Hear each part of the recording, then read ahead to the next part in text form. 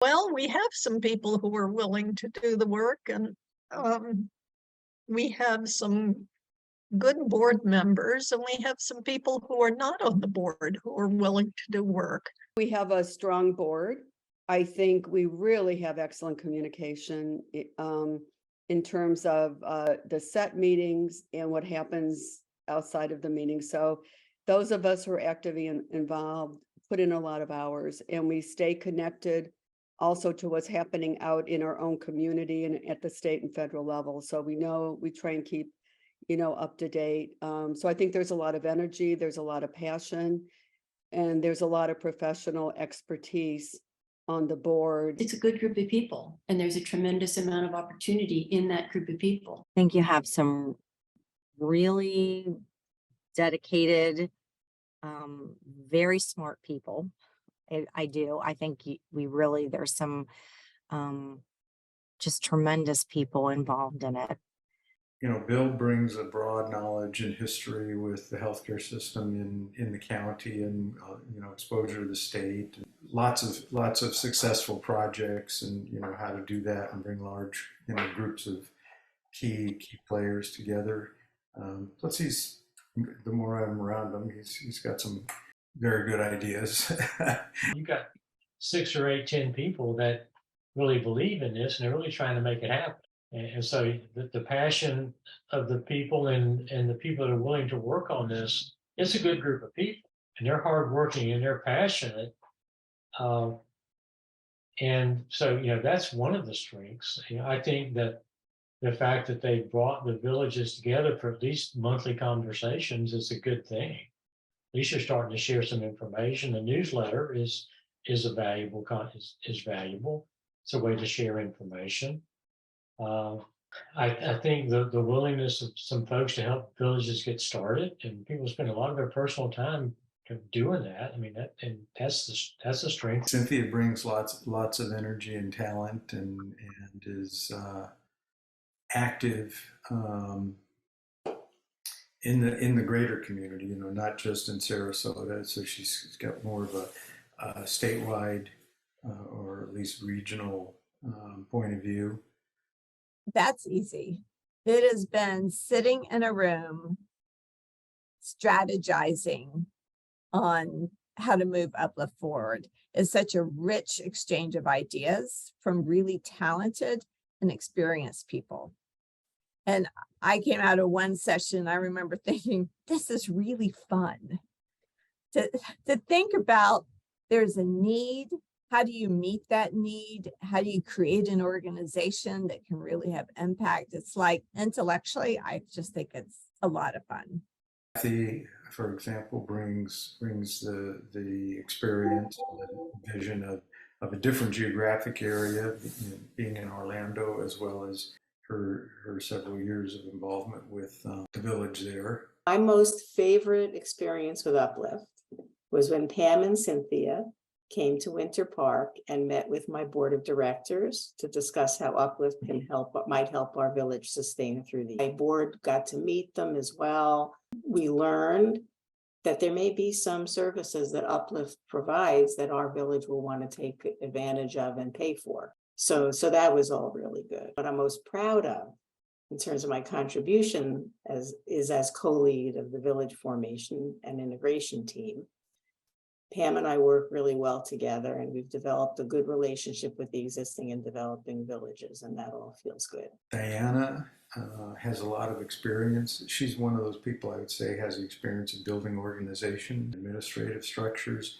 I think there's really great conversation going on. I think there is a real desire to create that which the villages want, or to really understand what the villages want. And the conversation that seems to be going, what do we want it to be and what do they want it to be? And I think the more we can talk about what they want and what they need should be the way to direct the organization. So I think that's what I'm hearing now from the first in-person meeting to what I'm hearing in the board meetings.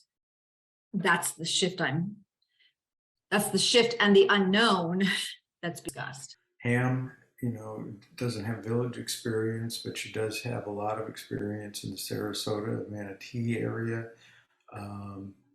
And big positive with her is her experience with the Norks, and because that conversation from my conversations with Pam sounded like it was very similar to the idea of villages, except that I think the village model is a little more volunteer intensive than the Norks were, from what she shared about that. I've been lucky that Kathy and I talk the same language, and we know the AAA is not the American Automobile Association.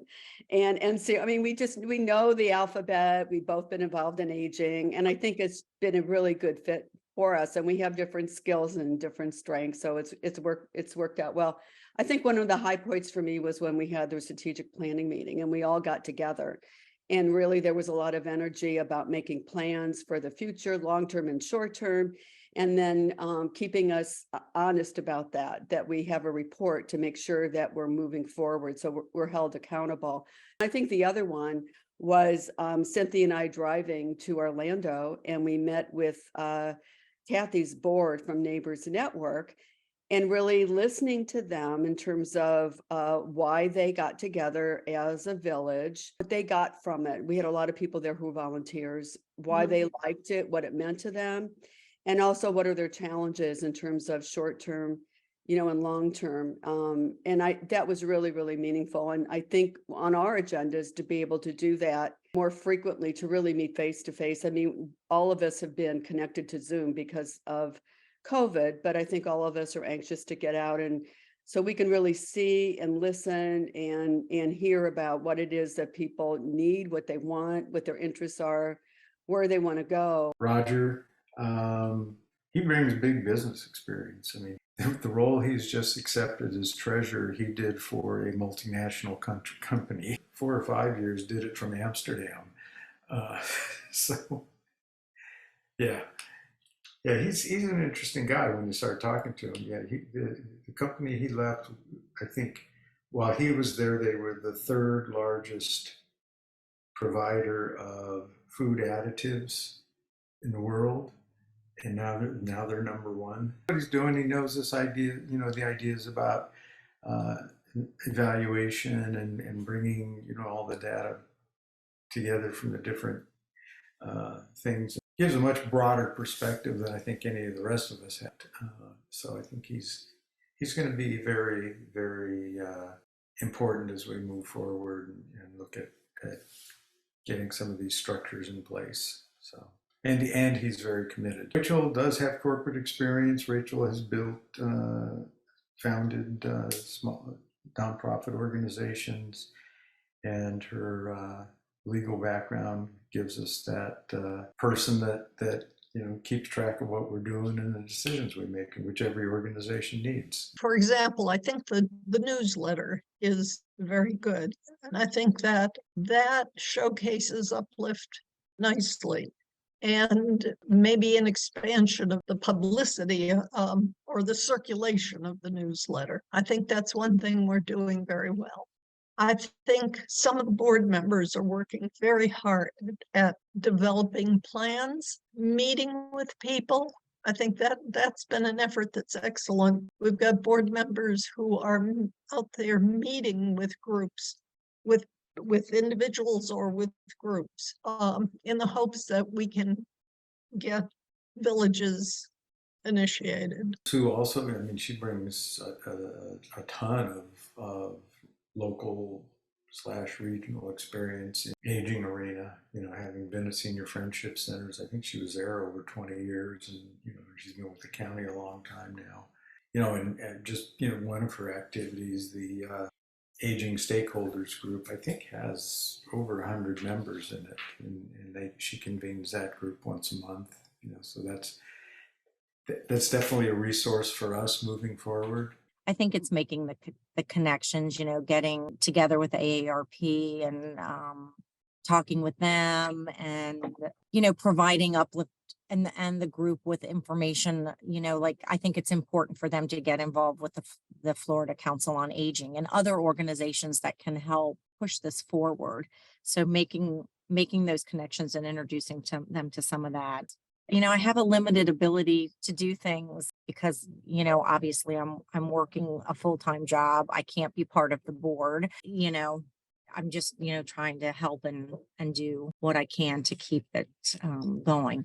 I did agree to be part of the team that's going to speak at FCOA about Uplift. So tail end of the panel is talking about that connection with villages and age-friendly communities is what's the intersect. So I'm hoping that they'll accept the presentation and that we'll be able to connect with, several hundred people over there, like-minded in the industry, that they'll see the value of what this brings. Brenda, besides her commitment, is just got a wealth of experience on the technology side of things that I know we're tapping into almost every day. and without her, we wouldn't have a website. I don't think so. I think doing all the research for something that was new and different for Sarasota anyway, and then just getting deeper into it and see what everything that was needed for us to do. We have a reasonable website, and thanks to you, we have a great newsletter going out. So I think that as a group, the Marcon team have really put us in good position from a technology standpoint and a communication standpoint. I think while I was in the role of president, what I brought there was the ability to keep everybody on message, so to speak, on mission maybe, and keep us focused on where it was we wanted to go, and drawing on having done that more times than I like to think about in the past. I think the fact that this was something that TPF was interested in supporting is a big positive. And I think as we move forward, if we're able to leverage that when we're doing applications, because although we can't point to a lot of funding, we can point to them as a major funder. And at some point, I think we probably ought to put a dollar value on what that commitment was, because it was almost a 3-year commitment, and it was significant. And we're going forward looking for that kind of commitment from some of these other organizations. Lots of pride points, but I would say a pinnacle was that Florida Blue conference. Yeah, it was Florida Blue, getting out there and talking to a robust community of people. I mean, we had a good amount, we had a strong turnout. I was going to say fabulous. Was it fabulous? I think it was pretty fabulous for what we were doing compared to what some of the other people got in terms of attendance. All about the small wins, whether it be a big accomplishment or a small accomplishment. I'm proud. The website going, I'm really proud of to see it evolve from what it was before to something that's vibrant and dynamic, and I feel like it's at a good place and there's much that you can work from. And once in a while, people will make a comment or they will say things that will let me know that people are actually reading it and they're engaging with it and they're finding it of value. It's so easy to write something, but it's hard to get people to read it. And if people are reading it, I'm happy. And the Uplift newsletter has a strong open rate to help everyone get organized, whether it be the drive, whether it be, giving people the confidence through the tech trainings to be able to use the drive, use the Zoom. I'm proud of that. And I am proud of that. I think people feel comfortable coming to me to ask for help or information about what we've already done, about what we need to do, or about how do I use this? How do I do that? So I'm very proud that people see that I'm a resource that they can tap into. I'm more than happy to help when and where I can. I think from the earliest planning sessions that we did, that we're still moving forward and staying pretty consistent to the original idea, I think says a lot to the commitment that people have and how important everyone thinks it is. So I think that's something to be proud of, or I guess is the right word. I think a highlight is the cohesiveness of the board, and I would point to the transition of leadership that we just had with Cynthia taking on the presidency, and it was relatively easy to get Diana to become the vice president and keep Rachel the secretary and Rogers treasurer. And I think that was very positive. So that, I think, speaks well to the strength of the board and the commitment of the board. It's very, very positive. I think the content that we've created that tells the story of Uplift is really good. I think the content for grant requests, I think some of the, like the PowerPoint presentation that Deborah and Emil delivered at Florida Blue was very effective. So I think some of the content we've created has been really good.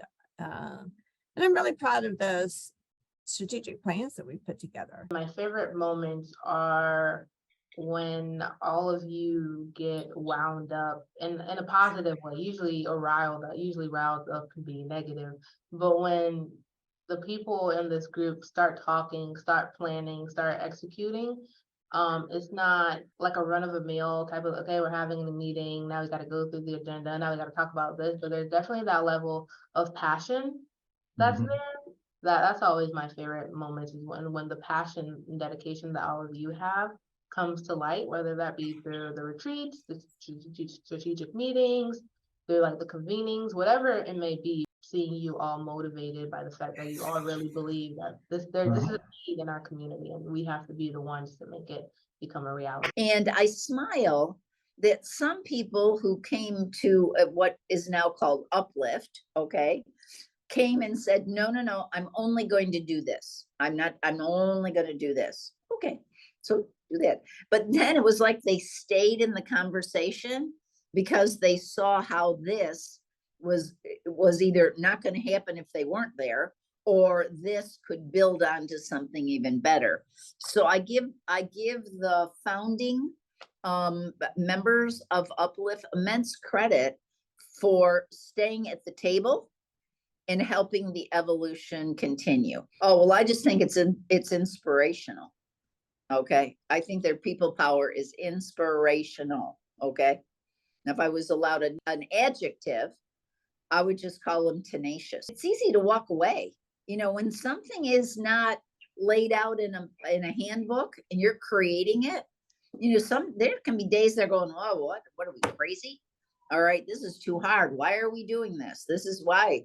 But that's not what the American spirit is. Good grief. We're a land of possibilities. And I think that the people are going, we can do this. They're tenacious. We can do this.